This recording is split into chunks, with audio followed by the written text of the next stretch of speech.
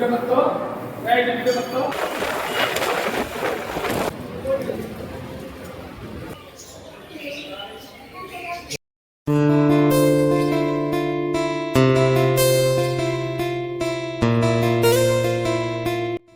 আমাদের পুরী যাওয়ার তৃতীয়তম দিন। আজ আমরা একটা অন্য জায়গায় ঘুরতে যাচ্ছি। তো কোথায় ঘুরতে যাচ্ছি সেটা নিয়ে আজকের ভিডিওটা দিতে অনেকটাই দেরি হয়ে গেল। পুরীর ভিডিও এর আগে অনেক দিন আগে দেওয়া হয়েছে, আজ অনেক দিন পর দেওয়া হলো। তার মাঝখানে কিছু ভিডিও ছাড়ার জন্যে দেরি হয়ে গেল। এখানে সবাইকে দেখতে পাচ্ছেন, আমাদের দেখতে পাচ্ছেন না, কারণ আমরা একটু আগেই বেরিয়ে গেছি তার জন্যে। আর এদিকে তোমাদের দাদাভাই আসছে, ওদের জন্যই ওয়েট করেছিলাম, ওরা আসতে একটু দেরি করেছিল, তো বেরিয়ে পড়লাম। লোকজন বেশি হওয়ার জন্য আমরা কিন্তু 3টে অটো বুক করেছিলাম। 2টো অটো দেখতে পাচ্ছেন, আর একটা কিন্তু একটু পিছিয়েই আছে। এবার সামনেই যাচ্ছি আমরা এগিয়ে, অর্থাৎ স্বর্গদুয়ার থেকে সোজা যাচ্ছি কাঠিয়া বাবার আশ্রমের দিকে। আর বাঁ হাতে দেখুন সমুদ্র, দেখতে খুব সুন্দর লাগছে কিন্তু। আর রোদ আছে, সেই জন্য একটু গরম গরমও ফিলিংস আসছে। আর এই দেখুন নৌকাগুলো দেখা যাচ্ছে, এগুলো প্রত্যেক দিন সকালে কিন্তু মাছ ধরা হয়। আমরা চলে এসেছি কাঠিয়া বাবার আশ্রমের প্রায় কাছাকাছি। এখানে যাব আমরা একটা মন্দিরে। কিসের মন্দির সেটা দেখাচ্ছি, চলুন। দেখুন চলে এসেছি এই মন্দিরের সামনে। এই মন্দিরের নাম হলো বিপত্তারিণী চণ্ডীবাড়ি। এবার ভেতরে কি কি আছে চলুন আপনাদের দেখাই। সোজা চলে গেলাম। এটা কিন্তু অ্যাকচুয়ালি একটা আশ্রম, খুব সুন্দর পরিবেশ, সামনেই সমুদ্র।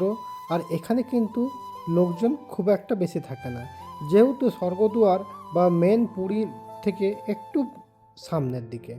দেখুন এখানে জগন্নাথের মন্দির রয়েছে, আর খুব সুন্দরভাবে সাজানো এবং শান্ত পরিবেশ। আপনারা পুরীতে এলে এই মন্দিরে যেন অবশ্যই আসবেন। এবার আমাদের বেরিয়ে যাওয়ার পালা। চারদিকটা ঘোরা হয়ে গেছে, সব ভিডিও দেখাচ্ছি না, এই কারণে সময়টা অনেক বড় হয়ে যাবে, অর্থাৎ ভিডিওটি অনেক বড় হয়ে যাবে। চলে এসেছি অটোর কাছে, এবার এগিয়ে যাব সামনের দিকে। এখানে 2টো অটো, পিছনে একটা রয়েছে। এবার দেখুন সেই সমুদ্র পাড় ধরে এগিয়ে যাচ্ছি, চলে এসেছি একটা নতুন টাউনশিপের কাছাকাছি। এই জায়গাটার নাম জানি না, তবে অনেক ফ্ল্যাট তৈরি হচ্ছে এখনও, কিন্তু ফ্ল্যাটগুলো কমপ্লিট নয়, কিছু কিছু কমপ্লিট। এবার চলে এসেছি একটা শিব মন্দিরের সামনেই দেখছেন যে নন্দী বাবা কিন্তু বসে আছেন। এরপর চলে যাবো মন্দিরের সামনের দিকে। তার আগে কিন্তু জুতোগুলো খুলে রাখতে হবে। আমাদের হিন্দু ধর্মের প্রত্যেকটা মন্দিরে কিন্তু জুতো খুলেই তারপরে ঢুকতে দেওয়া হয়, সেই মতো আমরাও জুতো খুলে নিলাম। এবারে চলে যাচ্ছি সামনের দিকে। মন্দিরে ঢোকার প্রবেশ মেন পথে দেখছি 2টো সিংহ মামা বসে আছে। এবার চলে গেলাম মন্দিরের ভেতরে। মন্দিরটাও কিন্তু খুব সাজানো গোছানো। আর একটা জিনিস, পুরীর কিন্তু চারিদিকে অনেক ছোট বড় মন্দির রয়েছে, দেখতে খুবই সুন্দর।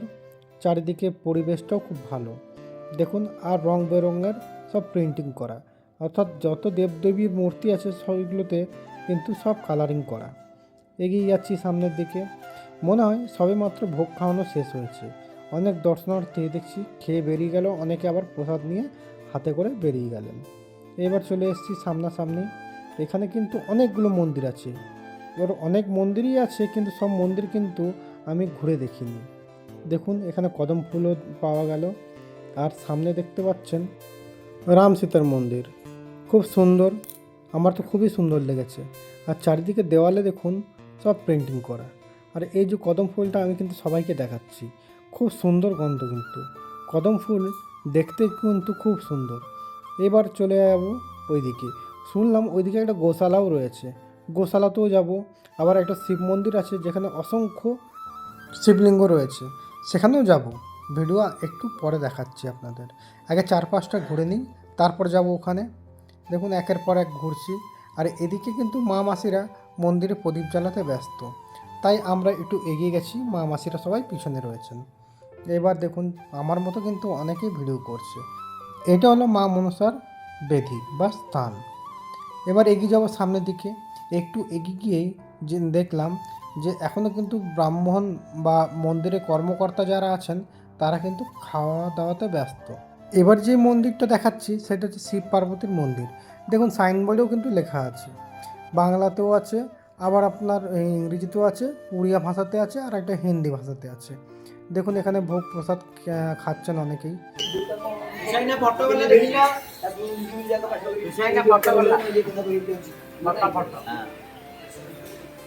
এবার আমরা এগিয়ে যাব সেই শিবলিঙ্গর মন্দিরের দিকে। দেখুন এগিয়ে যাচ্ছি, আর এদিকে পাখিগুলোও কিন্তু খুব সুন্দর লাগছে, অনেক ধরনের পাখি রয়েছে। এবার এখানে কিন্তু একটা গর্বের মতো, অর্থাৎ আমাদের বাঙালিদের গর্বের মতো জিনিস হচ্ছে চৈতন্য মহাপ্রভু। সেই মূর্তিও এখানে অনেক রাখা আছে পুরীতে, অনেক মন্দিরেই দেখতে পেলাম। এবার দেখুন শিব মন্দিরের ভিডিওটা আপনাদের দেখাচ্ছি, খুব সুন্দর লাগবে। আর প্রত্যেকটা লিঙ্গের নিচে নাম দেওয়া আছে, শিবের যে নাম সেগুলো সব দেওয়া আছে। দেখুন আমার মতো কিন্তু অনেকেই ভিডিও করছে, খুব সুন্দর পরিবেশ, দেখতে থাকুন আপনারা।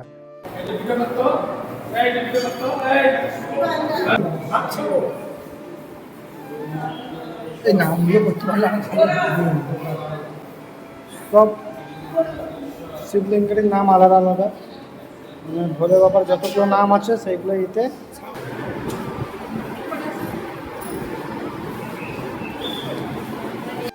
এই মন্দিরে আমাদের প্রায় দেখা গেছে। এবার চলে যাবো গোশালার পথে। চলুন গোশালার মধ্যে গিয়ে দেখি কী কী রয়েছে। ঢুকতেই দেখলাম গোশালাটা খুব সুন্দর পরিবেশ, একদম পরিষ্কার পরিচ্ছন্ন, নিচে কিন্তু টাইলস দেওয়া। আর এইদিকে দেখুন গোশালার ভেতরেও কিন্তু অনেক মূর্তি বা দেবদেবীর ছবি রয়েছে। আর এইদিকে গোশালাগুলো দেখুন, গরুগুলো কিন্তু খুবই শান্ত, আমরা হাত দিচ্ছি তাও কিন্তু কিছু বলছে না। আর এই বাছুরটা দেখুন কত সুন্দর দেখতে, আমার তো খুবই সুন্দর লাগছিল, আমি তো অনেকক্ষণ আদরও করলাম। আর এই দেখুন চৈতন্য মহাপ্রভুও রয়েছেন এখানে। চলুন এবার এগিয়ে যাওয়া যাক। এখানেও কিন্তু সেই পুরীর রথের চাকাগুলো রয়েছে, দেখুন কত সুন্দর লাগছে না? আমার তো খুবই ভালো লেগেছে এই পরিবেশটা। হাতে কিন্তু খুবই অল্প সময় রয়েছে, সেই কারণে একটু তাড়াহুড়ো করে আমরা এই মন্দির দর্শন করছি। এবার এগিয়ে যাব সামনের দিকে। দেখুন এটা হচ্ছে কৃষ্ণ ভগবানের মূর্তি, আপনারা তো সবাই চেনেন। এই আর সামনে রয়েছে একটা অ্যাকোরিয়াম, ওপেন অ্যাকোরিয়াম। আর এই মাছগুলো সাধারণত ঘরের যে কাচের অ্যাকোরিয়াম থাকে তাতেই থাকে। চলুন আর একটু এগিয়ে যাই, বেশি সময় নেই, আগেই বললাম। আর এই অ্যাকোরিয়ামের পাশাপাশি কিন্তু আরও অ্যাকোরিয়াম রয়েছে, সেটা দেখাচ্ছি। দেখুন এখানে কিন্তু কচ্ছপ রয়েছে, কত বড় কচ্ছপ। আর ওই পাশটাতে কিন্তু একটা বাচ্চা কচ্ছপও রয়েছে। ওই তো ওইদিকে রেখে দেবো। এর পাশাপাশি একটা খুব সুন্দর জিনিস দেখাবো। দেখুন 3টে বাঁদর, একজন হচ্ছে বাজে কথা বলবো না, একজন বাজে জিনিস দেখবো না, আর বাজে কথা শুনবো না। আর তার পাশের অ্যাকুয়ারিয়ামে দেখতে পেলাম এই মাছ।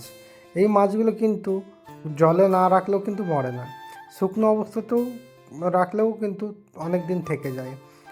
আর দেখুন রাধাকৃষ্ণের মূর্তি খুবই সুন্দর লাগছে, চারদিকটা কত সুন্দর সাজানো। তারপরে এই মূর্তির ভালো লাগার বিশেষ কারণ হচ্ছে রং, কত সুন্দর রং করা হয়েছে।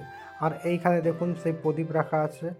আর এইটা কিসের যে মানে বুঝতে পারলাম না, হলের মতো, খুব সুন্দর। আর এই পাশে কিন্তু রয়েছে অনেক ধরনের পাখি রাখা।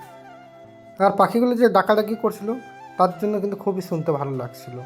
আমরা যেতেই তারা কিন্তু ভয় পেয়ে গেছিলো অনেকেই, অনেকে দেখলাম সেই রাখা কলসির মধ্যে ঢুকে পড়লো, আর অনেকে কিন্তু বাইরেই ছিল। আর শুনুন আওয়াজগুলো কত সুন্দর লাগছে।